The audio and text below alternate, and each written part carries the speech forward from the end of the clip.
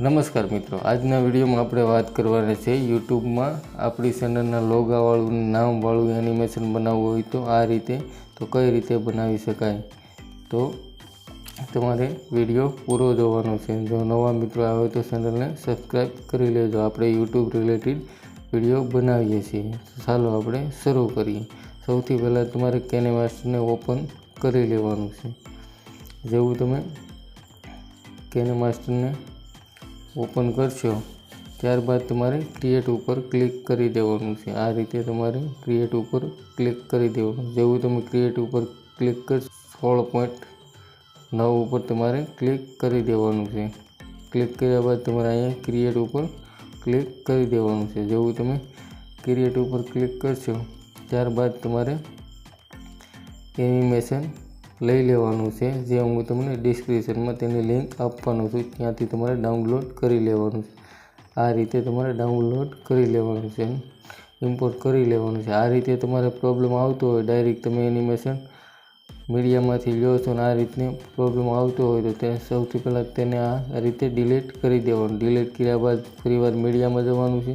ત્યારબાદ અહીંયા ઇમેજમાં જઈને કોઈ પણ કલરની એક ઇમેજ સિલેક્ટ કરી લેવાની છે। હું આ બ્લેક સિલેક્ટ કરી લઉં છું।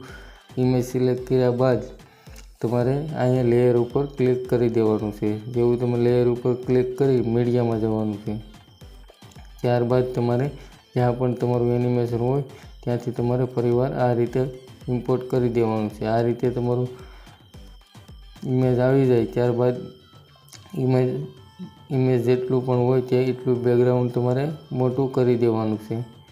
માની લો કે એટલું આ મારો એટલો વિડીયો છે એનિમેશનનો, ત્યારબાદ એટલું આ રીતે સિલેક્ટ કરીને તેને ડિલીટ કરી દેવાનું છે।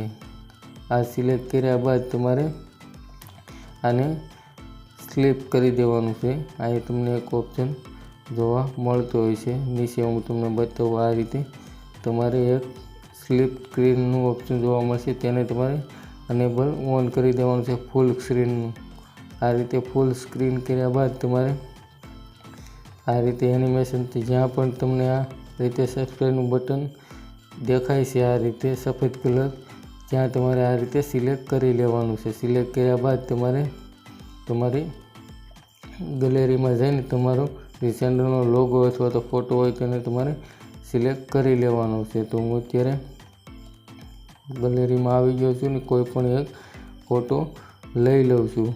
આ રીતે જે પણ તમારે લોગો હોય અથવા તો તમારો ચેનલનો ફોટો હોય તેને આ રીતે લઈ લેવાનો છે અને આને સૌથી પહેલાં સ્ટાર્ટિંગમાં લાવવાનો છે। સ્ટાર્ટિંગમાં લાવ્યા બાદ તમારે આ રીતે તેને નાનો કરી દેવાનો છે। નાનો કર્યા બાદ તમારે આ રીતે એડજસ્ટ તમારી રીતે તમારે કરી લેવાનું છે। એડજસ્ટ કર્યા બાદ તમારે આની એનિમેશન આપવાનું છે। તો ઇન એનિમેશનમાં જવાનું છે। અહીંયા તમને ઇન એનિમેશનનું ઓપ્શન જોવા મળે, તેની ઉપર સિલેક્ટ કરીને તમારે અહીંયા સાઈડ અપ સિલેક્ટ કરી દેવાનું। સાઈડ અપ સિલેક્ટ કર્યા બાદ ફરીવાર તમારે સિલેક્ટ કરીને આઉટ એનિમેશનમાં જવાનું છે। આઉટ એનિમેશનમાં ગયા બાદ તમારે સ્લાઇડ ડાઉન કરી દેવાનું છે। આ રીતે તેની સ્પીડ 1 જ રાખવાની છે, બેયમાં સ્પીડમાં ઘટાડો કરવાનો કે વધારો કરવાનો નથી। ત્યારબાદ તમારી ચેનલનું નામ તમારે સિલેક્ટ કરવું હોય તો લેયર ઉપર ક્લિક કરી દેવાનું છે। લેયર ઉપર ક્લિક કર્યા બાદ તમારે અહીંયા ટેક્સ્ટનું ઓપ્શન જોવા મળે છે, તેની ઉપર ક્લિક કરી દેવાનું છે। ટેક્સ્ટના ઓપ્શન ઉપર ક્લિક કરીને તમારું ચેનલનું જે પણ નામ હોય તે નામ તમારે લખી લેવાનું છે। આ રીતે હું મારી ચેનલનું નામ લખી લઉં છું। લખી લીધા બાદ ફરીવાર તમારે વચ્ચે આવવાનું છે।